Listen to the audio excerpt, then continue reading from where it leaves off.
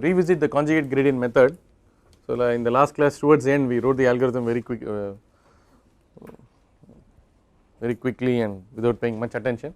The first few minutes we will discuss the algorithm. Of course I do not have time either to prove how we got that beta or to solve problems. It is basically an extension of the steepest descent or steepest ascent method, except that after the first two steps you will correct, you will deflect the steepest gradient and proceed in a new direction. This is quadratically convergent, it can be proved. The proof is available in many books. For example, you can look at the book Engineering Optimization by Ravindran Ragsdale and Reklaitis. Reklaitis from Purdue University, he is one of the stalwarts in optimization, he has worked out a lot of algorithms. That book is pretty good. Or optimization engineering design by Kalyanmoy Deb, Prentice Hall, that is available, that is a reasonably good book, right, or optimization techniques by S.S. Rao. I think conjugate gradient proof must be available in any of these books. We will quickly go through this conjugate gradient.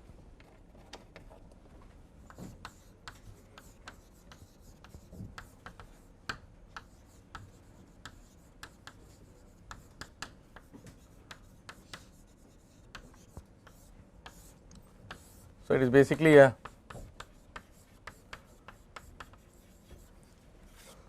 deflected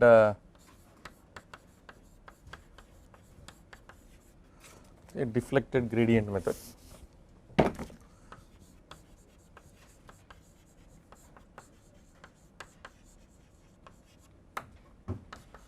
Also called the Fletcher-Powell.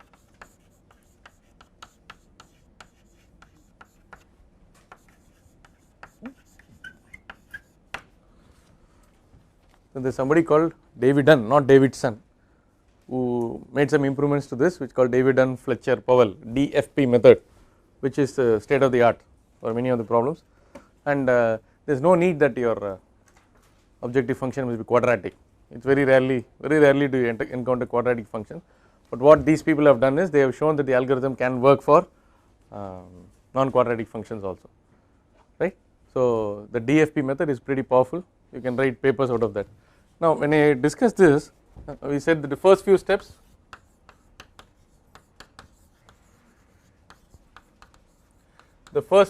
are similar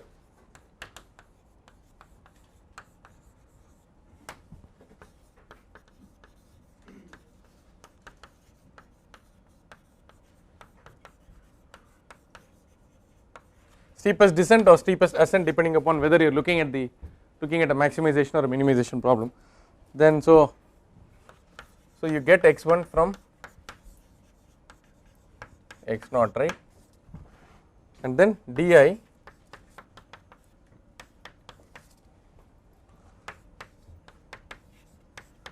it should be I minus 1 on the right hand side, okay, that is the correction you have to make, right. Maybe I wrote it as di, right, does not make sense, it has to be di minus 1. So where beta I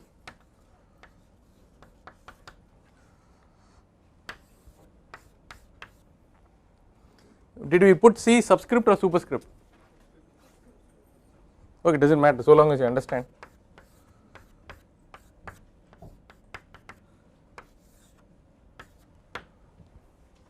Okay.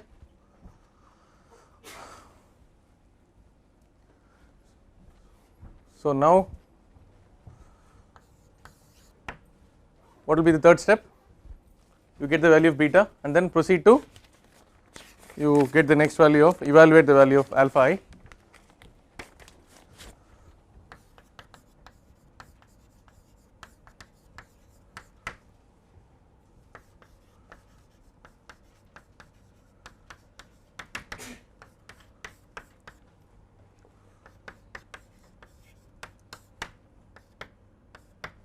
Or since we started with 1 and 0, we can call this as alpha 1,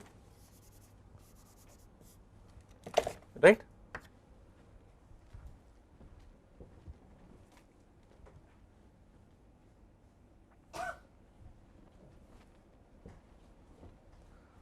So the key point is d1 is not equal to minus del y, okay. C is equal to del y or minus del y, C is del y, D equal to minus C. Therefore, originally in the steepest descent or steepest ascent method, this D was minus del y, but now this D is the modified D. How was it modified? You add the D to the beta I into beta I is the deflection parameter. How does it get deflected? Depending on the del y at the current iteration divided by the del y at the previous iteration. Are you getting the point? That is it. So, it seems very logical, it can be proved. It requires 15-20 minutes, I do not have time. If somebody wants, I can take the proof and put it on Moodle. Okay, let me see if I have time, I will put it. There is some, I created something for this course, right? I will try to post it on that, right? So, this can be proved. So, this is actually where deflection takes place here.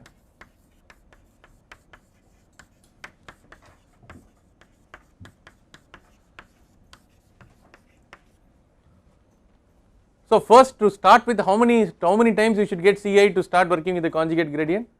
So minimum you have to start with 2, it can't start on its own, it cannot start ab initio from 0.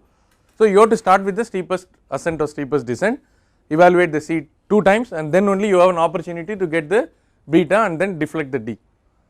Is that all right? Okay. Now, so though we have these algorithms are impressive, we are not able to handle, so far we have not been able to handle constraints, right? All these are still unconstrained. How do you handle constraint optimization problems?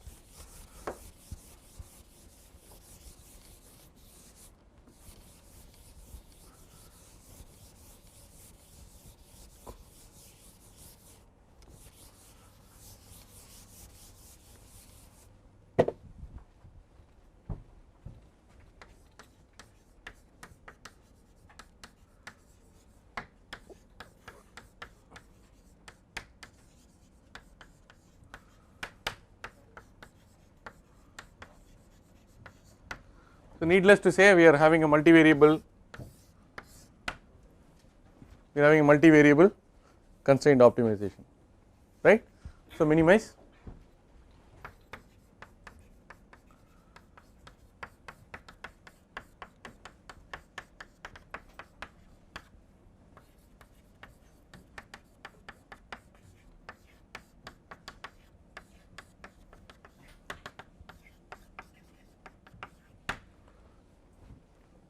assume that we are going to have only equality constraints. First we will see how we can develop an algorithm for handling equality constraints, then we will extend it to handle inequality constraints, right.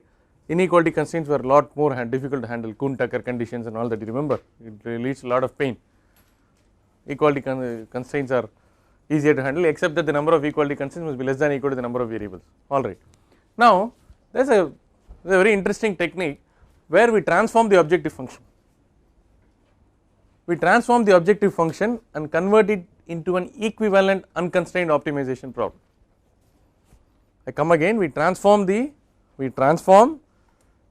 objective function in such a way that the constrained optimization problem becomes an unconstrained one, and then we solve the unconstrained optimization problem with a state of the art technique like conjugate gradient or genetic algorithm or whatever, right.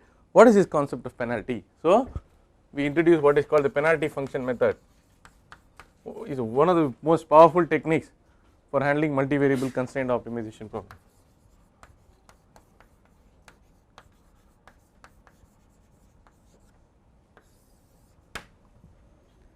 Suppose I want to handle this problem, but I want to use a conjugate gradient or a steepest ascent, then I will have to transform my objective function plus constraints into an equivalent unconstrained optimization problem.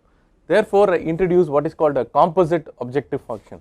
Okay, I introduce a composite objective function called V. V is nothing but y plus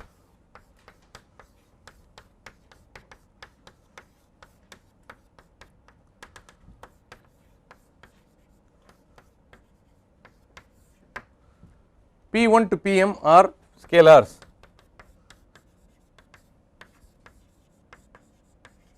They are positive.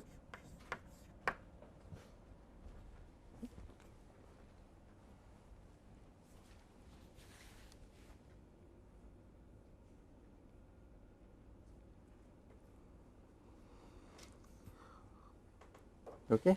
What is the funda here? each of these constraints is expected to be 0 because it is an equality constraint. If each of these phi's takes on a value which is different from 0, I square it. Therefore, whether it deviates from the left side of 0, right side of 0, this phi square will always be positive.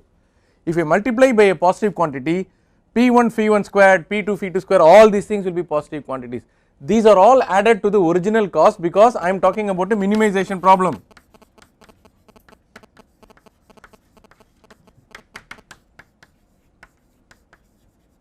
So these are all adding to the original cost, therefore V will be substantially higher compared to Y if the fees are not equal to 0. Therefore the objective function is penalized for violation of constraints. This is the penalty. If your violation is too much, then phi 1, phi 2, phi 3 everything will be more. Then if you multiply by p is a scalar which can be decided. It can be 5, 10, 100, 200, 300. The analyst will decide it. The person who is optimizing will decide it. We will come to it a little later. Therefore, you penalize the objective function for violation of constraint. If all the constraints are satisfied, there will be no penalty, correct? Okay. So this is called a parabolic penalty because the penalty is like this.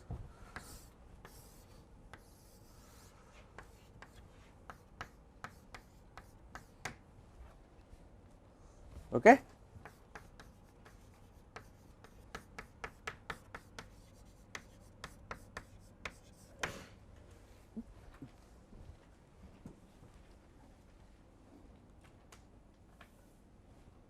Agreed. Now you minimize V instead of minimizing Y, that is it. If you minimize V by assigning different values of P1 to Pm and then keep changing these values of P1 to Pm and find out and reach a stage where regardless of the values of P1 to Pm you are getting more or less the same value of V, that means it has attained stationarity with respect to the scalars also. Are you getting the point? Now we will write, so this is called the composite objective function.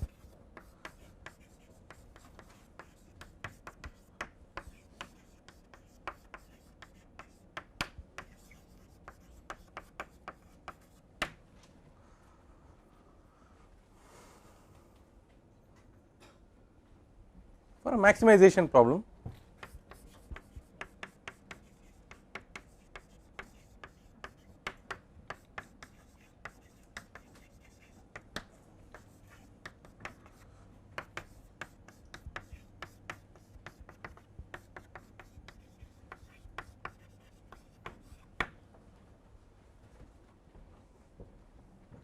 though it may appear, though the minus sign and the positive sign appear to be incongruous with the maximization and minimization problem, because for a minimization problem intuitively you feel you have to put a minus, but actually we are penalizing, the cost has to increase. Therefore, for a, watch out, for a minimization problem it is Y plus, for a maximization problem it is Y minus, because there is a penalty on the profit, therefore it is minus, there is a penalty on the cost, therefore it is plus.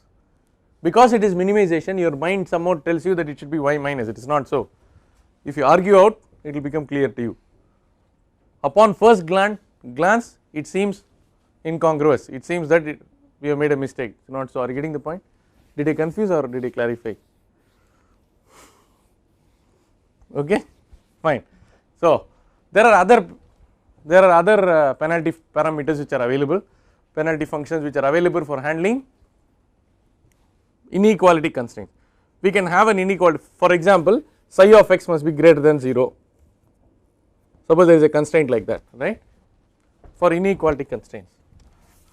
No, we are not going to solve problems with inequality constraint, okay, inequality constraints.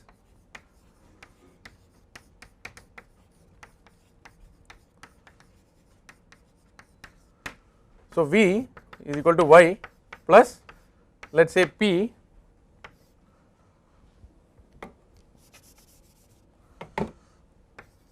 sigma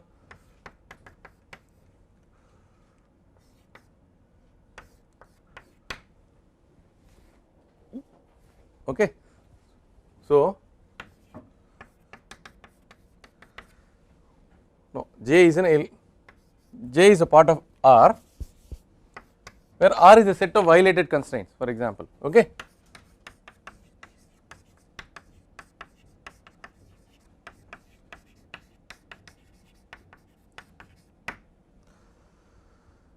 you can put a Pj or you can put a universal P, that does not matter. If you want to be this thing, you can put a Pj also, right, which means you take the modulus of this, and if it is getting violated, then you sum up all the violations, multiply it by, this will be a very huge quantity like 10 to the power of 20 or 10 to the power of 25. So this constraint could be psi j greater than 0. Okay. So if it is like this, the penalty P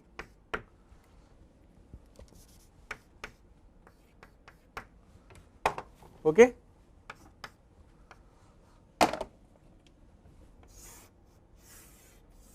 the penalty will go like this, the penalty will be 0 here, when it becomes negative it will be 10 to the power of 20 or 10 to the power of 25. So the penalty will be selectively applied, it will always look at the value of psi, whenever it becomes negative it will be applied, it will be added to the cost. So this is called an infinite barrier penalty.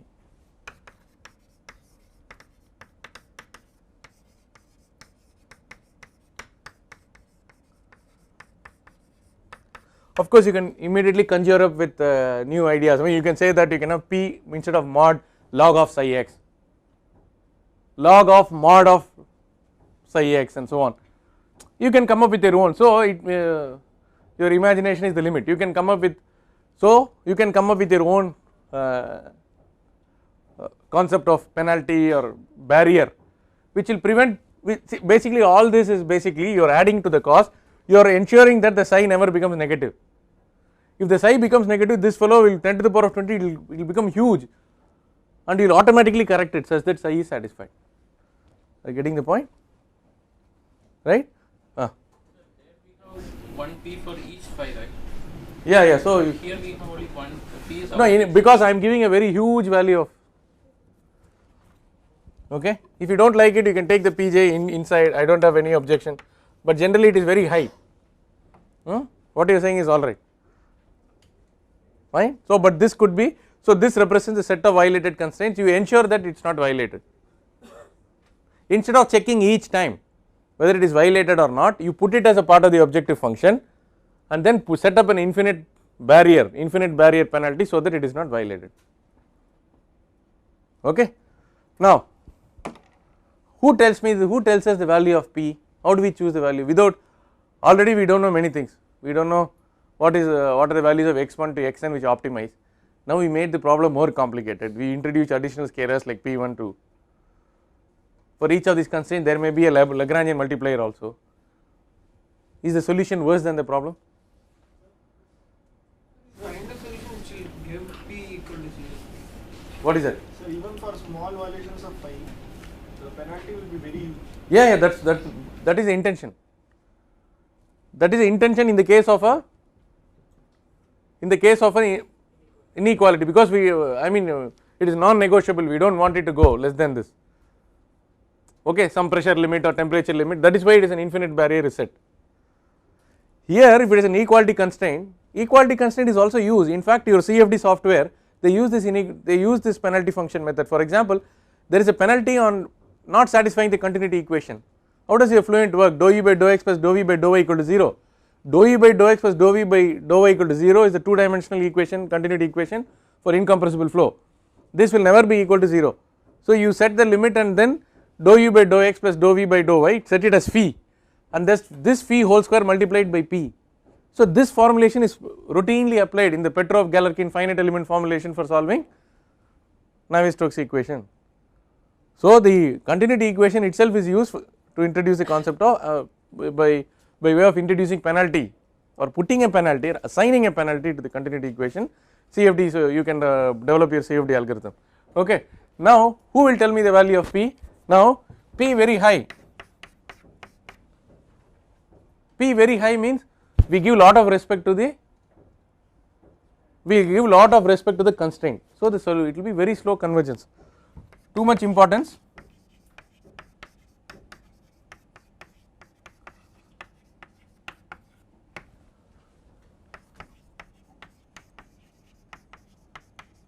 Slow convergence.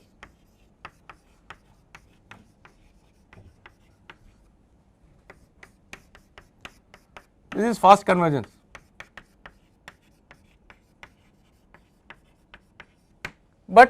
less importance to constraints. So what you do is, in order to accelerate the convergence, I will start with small values of p, I will get some solution, then I will keep on changing the value of p, I will increase the value of p, and then the solution will proceed in such a way that the phi's are not violated too much. A stage will come when the phi's are satisfied more or less exactly, and regardless of the value of p, you will get the same value of v. That means you have hit convergence. Okay, so it means it is a lot more painful to solve it using the penalty function method, because you are going to try with different values of p. But if it is a computer which is going to do it, then it is very eminently and elegantly done on the computer. So penalty function method can be ideally used for solving practical optimization problems instead of solving problem. I mean, for solving problems in the class you can use any technique you want, but if there are many variables, you are looking at a real practical example, the penalty function method is a godsend for us. Alright, now we will revisit that cylindrical storage, cylindrical solar water storage heater problem, but now I am not going to solve it with hand. So we will try to demonstrate it with MS Excel, right. What we will do is we will assign, there is only one constraint, it is a 2 variable one constraint problem, radius and height 2 variables, one constraint is volume is 3 meter cube or 4 meter cube, 4 meter cube. So we will, can I have this? So we will do that. What is the problem number?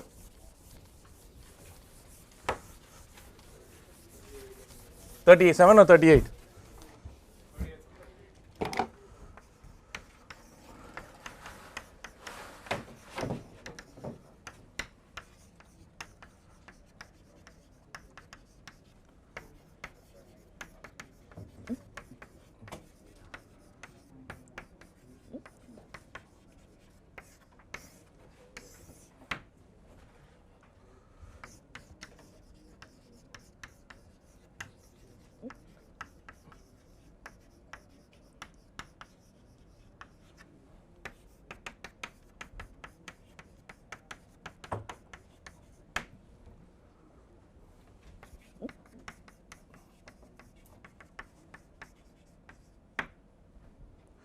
This already it is volume, right.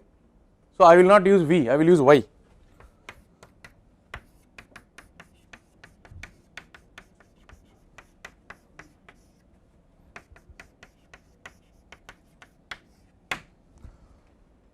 Okay, minimize this.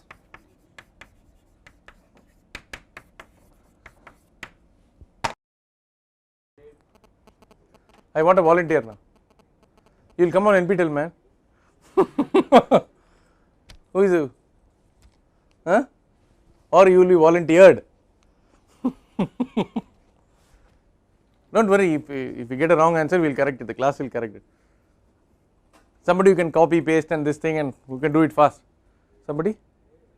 Who is Blade? Come.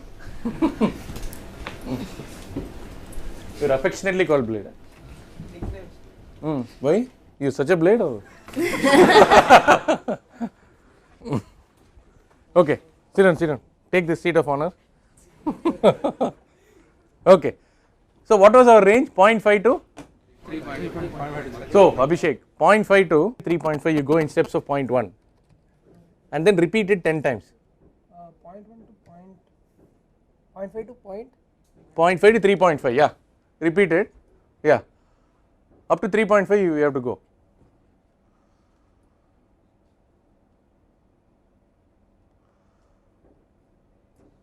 Very good.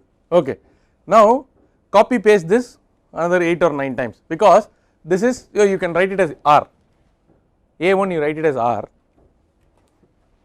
We are trying to search out the solution, right. You know what I am doing, I am just putting various values of R and H. Third column we will put P equal to 1, fourth column we will put P equal to 5, fifth column we will put P equal to 20, and we look at Y, and in 10 minutes quickly we can R. Second one is H. No, now the problem is, for each value of R you should get each value of, how will you do that? For each value of R? R, for R of 0.5, yeah. I want H varying from 0.5 to 3.5 or, okay. So, how do you do that? Put transpose. Not 4 by, I do not want the constraint, I want you to, you first, Abhishek, did you get it? Yeah, do not get h from that volume constraint that. You want for each r you want different kind of h, right? Yes. So I want at least, So you'll have some. the best way is 0.5 to 3.5, you cut and paste some 10 times. Right side you vary it from 0.1 to 0.1, 0.2. Is there any other way of doing it? Huh? You can put all values of h in the same line. All values of h? And in the same row. So instead of 0.5, 0.1, 0.2. Yeah, you go ahead. You want h? You want h from what to what? Huh? Same You want value. h from? H is also 0.5 to 3.5, right? 0.5 to 3.5.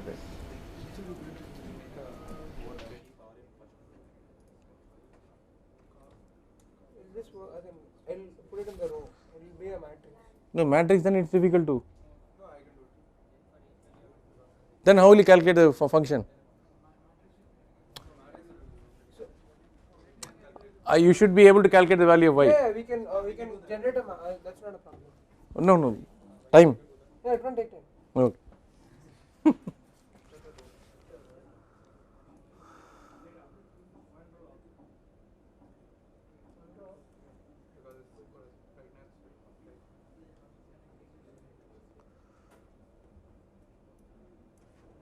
Okay, you got it now? Yeah, now this has to be completed.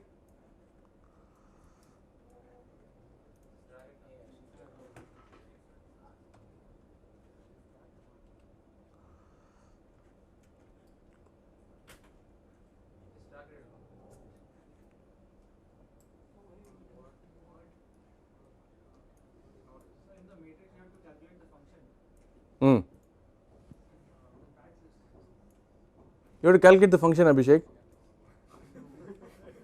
No, you want in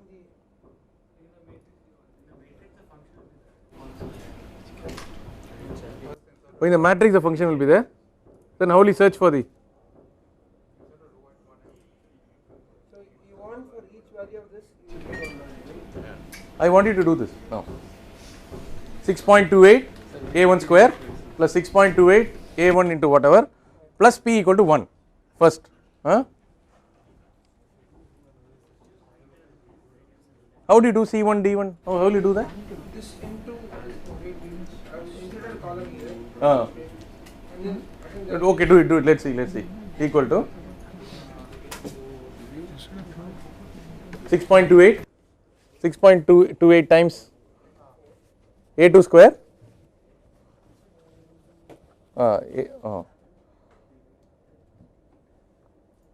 A2 square. A2 that thing also. Okay, plus 6.28 into A2 plus how will you do that H? that can be put as bracket. You have to put that into C. What is it? Into not plus. Into h. No, he didn't do that. H. H is there. Late.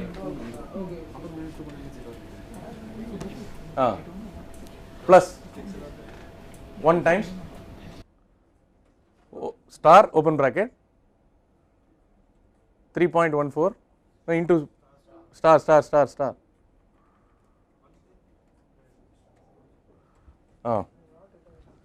3.14 star A2 square,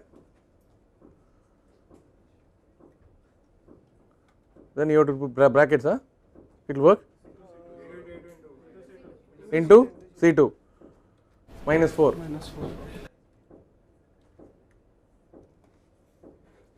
Minus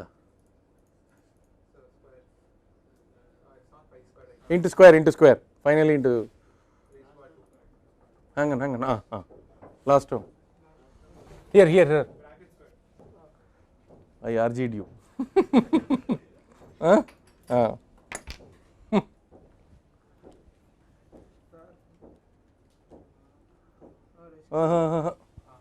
P into square of P into square.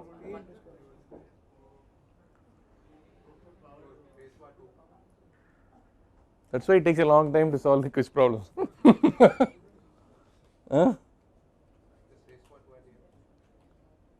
Yeah, raised to the power. Capital No, that race is there, man. This one.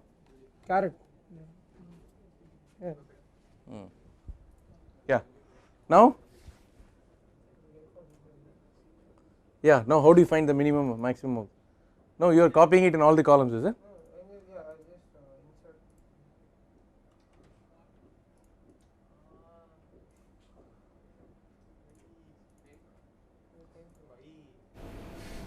This is not a very efficient way of doing it. Dude, only one. Dude, run away.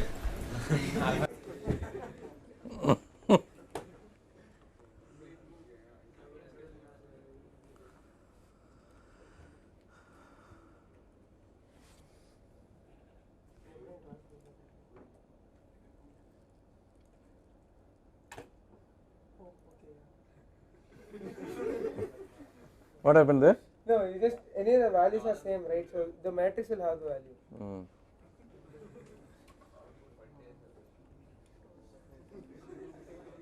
$1 is correct?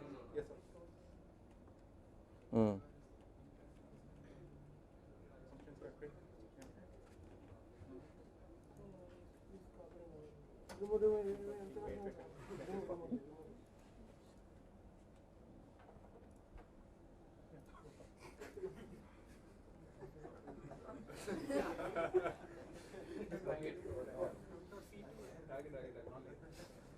I have a very desi technique which works. So take 0.1, 0.5 to 3.5, keep on copying it, then right side you just 0.1, 0.2, 0.3, then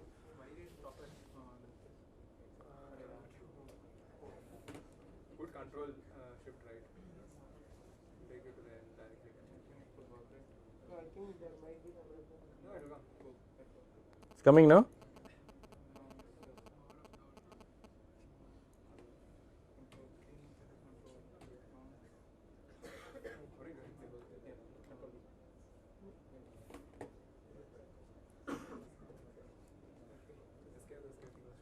Ah, that's good. Yeah, now you can. Now tell me where is the minimum? Huh? You can show close up.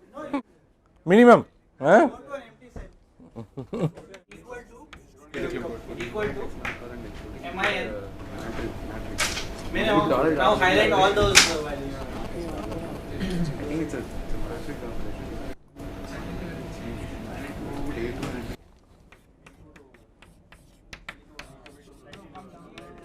Minimum of B2 da.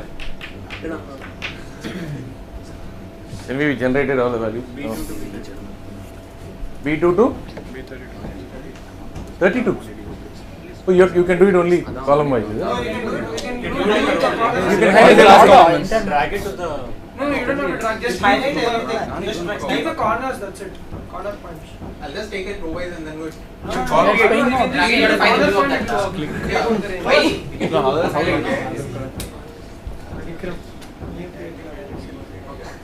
No, backspace everything. No, that's fine. That's fine. Just put the check the last column. Let's check the last one. L32. No. AF32, huh?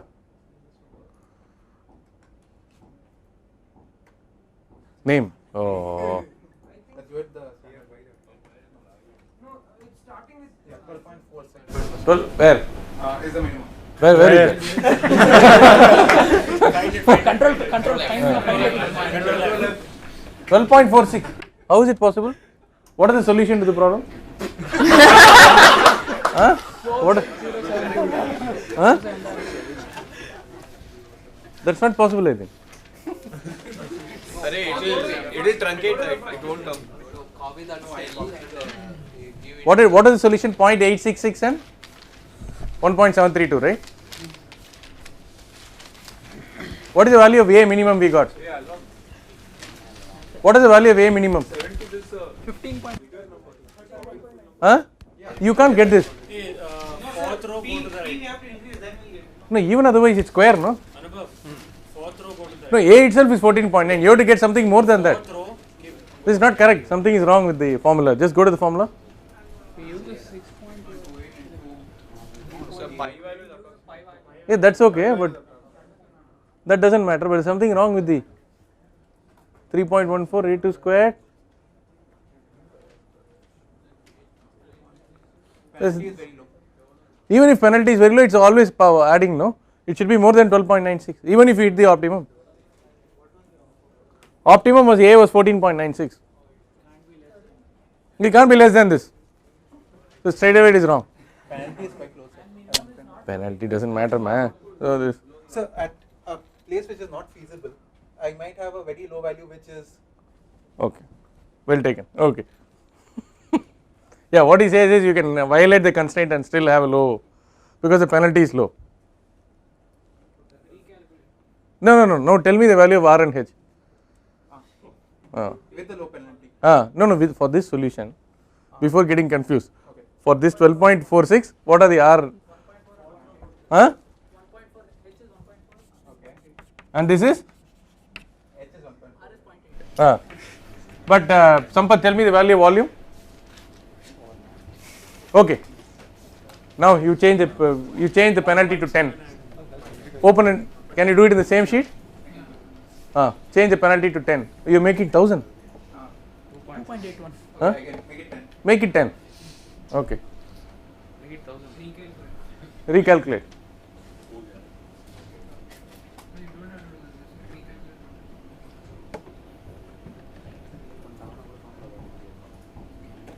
What is the value of the volume? 2.81. 2. Yeah, so the volume was 2.81. See, the penalty is, the funda is the penalty is so low that you are deliberately choosing smaller values of R and H, but the volume constraint is not satisfied. This tank will not hold 4000 liters. Then you can get a lower surface area, right? AF 13.89. Okay, so now this is, what is the value of R and H?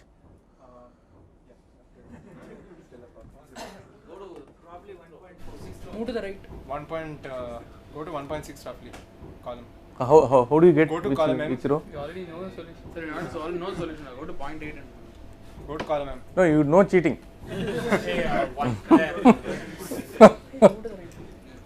to M5. is there at Go to row You can't search it out. cell M5. you can't search it. Go to cell Hey, M5. there's It will be somewhere near 17.2 there. and all. No, why is 13.89 minimum? There is some- 13.8 million. There is some 13.89. 13 point? P5. You got this. 13.99. No, that is 13.90. 13 point. Hey, it is here. It's here. 1.9 and? Huh? Go to the left side. That is 0.8. Okay, 0.8. So R equal to 0.8. H is equal to 1.9. Yeah. Now P equal to 1000. Okay. Make it 1000. I hope everybody is able to follow the arguments. So if we keep changing the value of P, finally the constraint the P is so high that pi R squared H must be equal to 4, otherwise you will get a very high value of V. So did you get the answer now?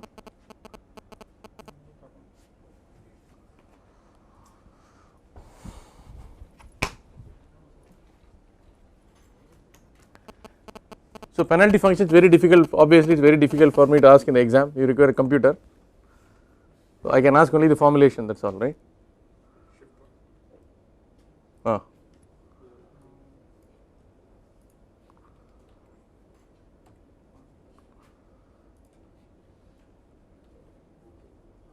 Minnoff.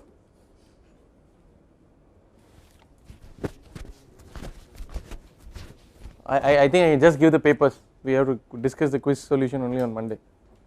Okay, that is well taken. No? Cribs after the. Yeah, but I can find it easier if I do this way. No, 21 is not correct. No. He's doing a row. I'm doing it for each column. Then I'll do it for all the columns. That way I can find it also. But last time you were able to do. Yes, sir, but I wasn't able to find the row and column. Okay. Right now I can. No. Allow him to. He has a way of doing it.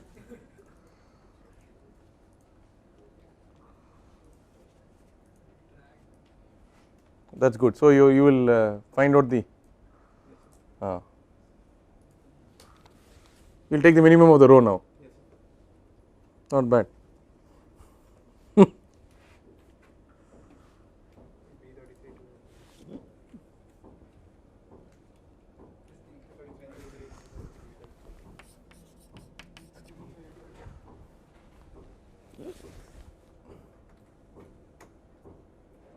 .4, that's good. R equal to, it will stay at 0.8 because we didn't use that 0.86. H is 1.7. Yeah, 14.4 comes in this thing, and That's 1.9. yeah, 2 and 0.8. 2, huh?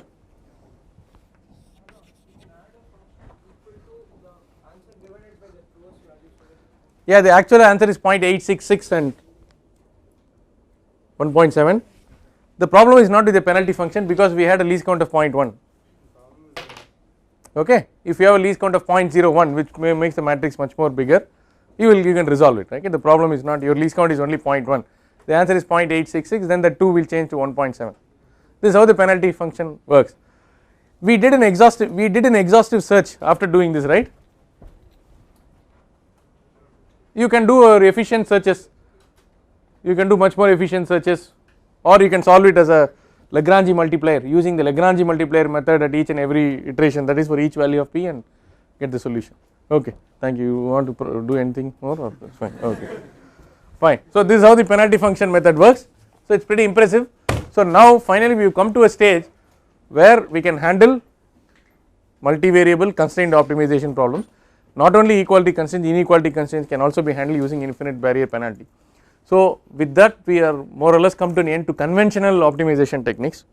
Okay, there are other techniques like dynamic programming, linear programming, which are used basically by management people, operations research people, and so on. In the next class we will look at the graphical method of linear programming and the dynamic programming, and then the last 4 or 5 classes we will just devote to unconventional non-traditional optimization techniques. 2 hours we will look at genetic algorithm. I will give a heat transfer example so that you get an idea of what genetic algorithm is all about. I will teach you simulated annealing, yet another powerful technique, and if time permits we will do neural network or Bayesian inference and so on.